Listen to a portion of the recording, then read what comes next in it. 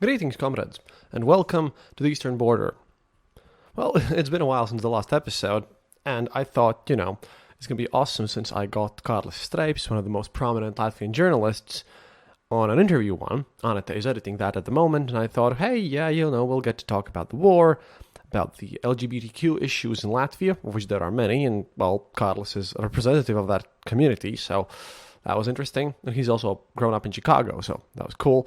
And I thought that would be an interesting sort of position here and stuff. But then, well, despite the front line not moving much, weird things happened which I just can't, leave without talking about them. To cut everything short, the International Criminal Court in The Hague has now issued an arrest warrant for Vladimir Putin along with Russian Children's Rights Commissioner Maria Lvova-Belova. Russia's president is accused of ordering the illegal deportations of children from the occupied territories of Ukraine, well, because of this war.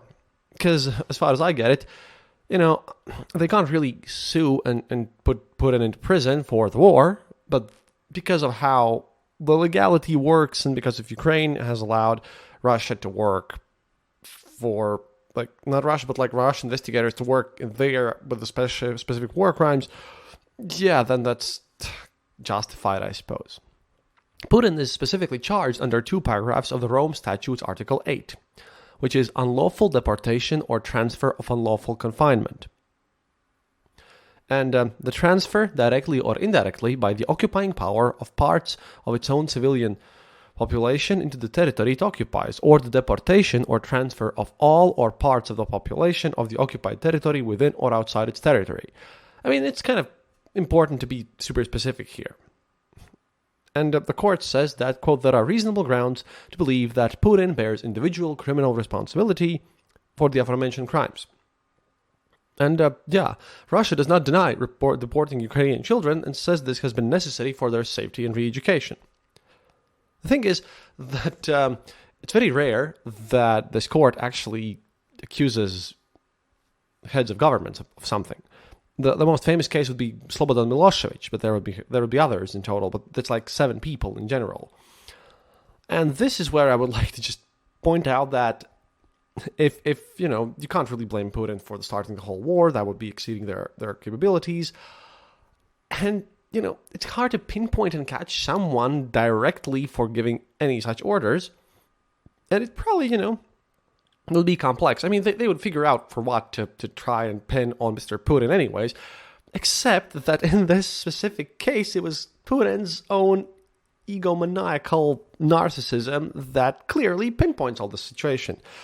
Because of this Lvova-Belova, right, this lady, she had a speech with Putin, a meeting, a televised one, where they basically talked about these Ukrainian kids and how they're being re-educated as if they were some sort of design element or money or something of that sort, like an object, really. I mean, that was just awful when Putin was like, oh, are my orders being completed? And Ms. Belova said, yeah, of course. And basically, Putin just pinned this one down on himself.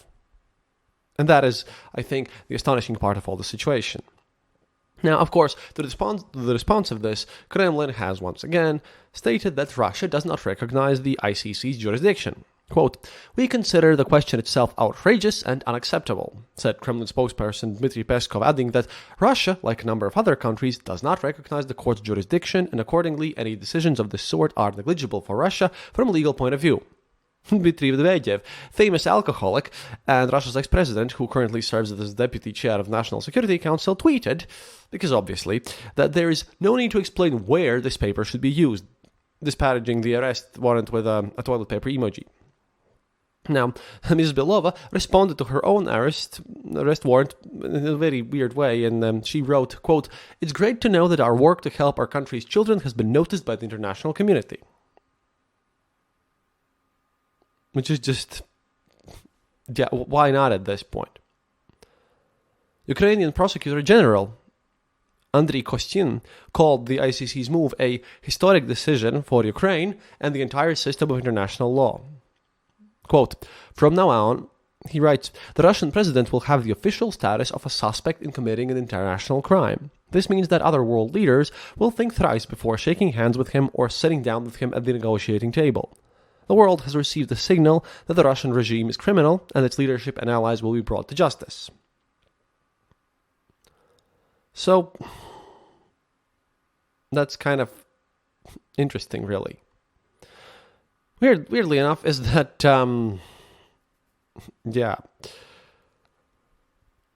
Weirdly enough, is the fact that Simonyan, the greatest propagandist of Russia, on the same level as Solovyov in the amount of how much I hate her and how much dumb she is, she posted a tweet too, which, on the first glance, it sounds like a threat. If you think about it, she posted, quote, I would like to see that country which arrests Mr. Putin. Like, I want to see them 1 or 2 minutes later, whatever the flight time of our nukes is. And if you think about it, this is just your typical threat of using nuclear weapons, but once you put your thought into it, what she's saying is that, they should nuke the country which arrests Putin. But Putin would still be in the country when he would be under arrest. So what is she saying? That if Putin gets arrested, then you just nuke Putin instantly so that he vaporizes? I don't know, is that... I'm pretty sure she didn't mean it that way, because she is not capable of any coherent thoughts, apparently. Not that she cares, but it's still kind of funny. And at the same time, everyone's panicking about this in the Russian leadership. It's not as simple anymore, because, previously when people were talking about Palace coup, it was quite obvious that Putin's going to be arrested and sent somewhere, but, it would have to be dealt with somehow. You'd have to figure out where to send Putin in his, arrest situation. But now I think it's, quite obvious. Pretty simple. You just grab Putin and send him away to any of 123 countries, including my own, by the way, where we're not just, going to arrest him by Rome conventions, which are added to this whole International Criminal Court thing. We're mandated to arrest him instantly. Of course, there's also no punishment for countries who do not do that. But seeing Putin's paranoia, how he, after some drone attacks by Ukrainians on Russian soil, how he started putting up anti-air defenses in Moscow, being afraid of all this stuff personally, I highly doubt he'll go into even friendly countries like Tajikistan, who would definitely send stuff to him. Now, he could technically go to the United States, which also hasn't ratified this, but I think, after Biden came out and said that any peace deal that would be with Russia could happen, any removal of sanctions could only happen after this decision of International Criminal Court would be, done, and it would be, Putin would get arrested. Yeah, this proves that any sort of deals with Putin are out of the window. No one's going to do that now. This is just cements it completely and 200%. I think I don't know. Even if this happens, I mean, nope, we're out of this, because now it's just victory and new government in Russia, which is something that makes me quite happy, because I never thought that Putin would anyways obey any deals signed by him. And of course, Russia instantly then, they yelled all their vitriol against the West and how we're all evil and how this is terrible. But then they went back to saying that how they would, do some deal could be maybe optional if all the sanctions are removed and all these accusations would be also kind of sent away. And this kind of shows all this situation where Russian elites, they might yell at the West, the EU and the United States and everyone else, for how everyone's degenerate and scum and how we destroy everything that Russia holds sacred or important all the time. But no one of them, sends their kids to study in China.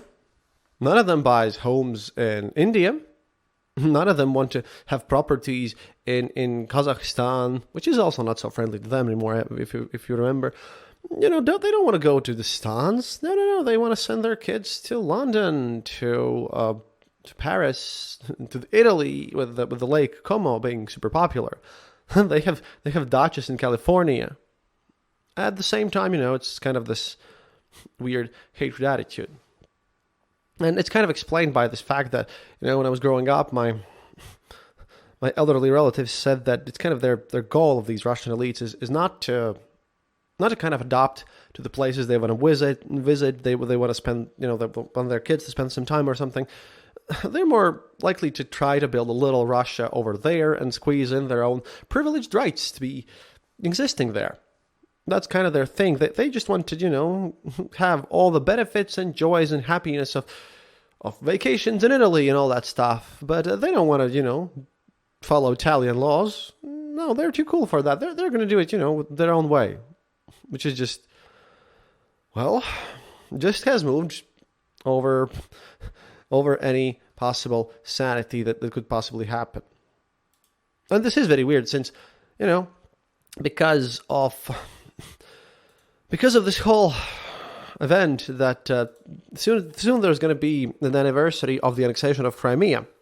And Putin's visiting Crimea, and there's a whole mess with how that's causing disruption with all the people who are working there in Russian side, which still, hasn't really changed and such. But he's visiting there. He can't go anywhere else.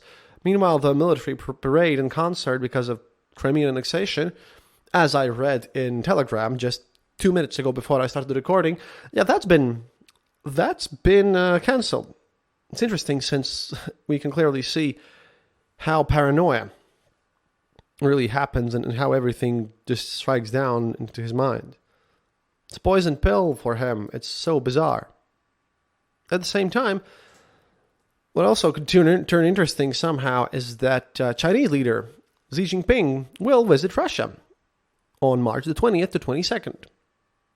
According to Kremlin, the two presidents plan to discuss, quote, issues relevant to the future development of the comprehensive partnership and strategic cooperation between Russia and China, as well as a, quote, number of important bilateral documents. China's foreign ministry, meanwhile, said that Beijing plans to adhere to an objective position of the Ukrainian crisis and play a constructive role in advancing negotiations.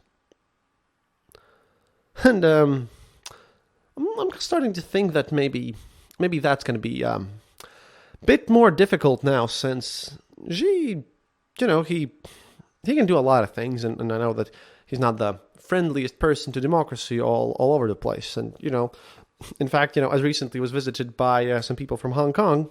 Hi, guys, it was really nice meeting you, who came to Latvia. And then after that, I read a lot about the protests in Hong Kong and how everything there went down, and I see a lot of similarities between the situation that happened there and the Baltic Way, except that these people also told me that in Hong Kong they feel like they've lost, and that's, everyone's just leaving, and it's kind of sad. They also told me, and afterwards I read up about this lie flat movement, which is an interesting thing.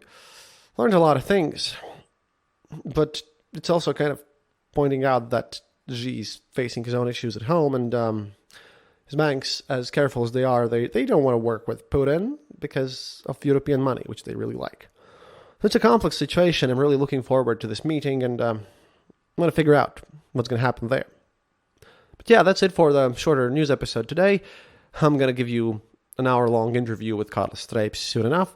Carlos is very angry sometimes and very anti-Trump. I have to warn you because, just in case. But the thing is, he grew up in Chicago. He has the rights to speak about American politics. I don't, but he does, so it's a thing. But we mostly talk about Latvia and what the Latvian means and everything like that, and that's going to be pretty interesting.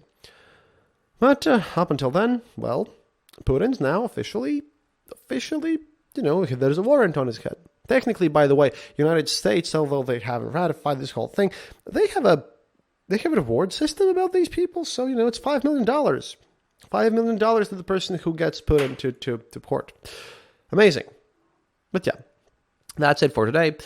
If you like the show, please consider supporting us on patreon.com/easternborder. Thank you for everyone who does. You're the guys who pay my salary because, I get my monthly income from all of you and from you guys who support me by going to theeasternborder.lv and clicking that donate button there. You can also set up for a recurrent payment or something because advertisements are unreliable and ACOS takes most of the money that comes from them away for hosting me.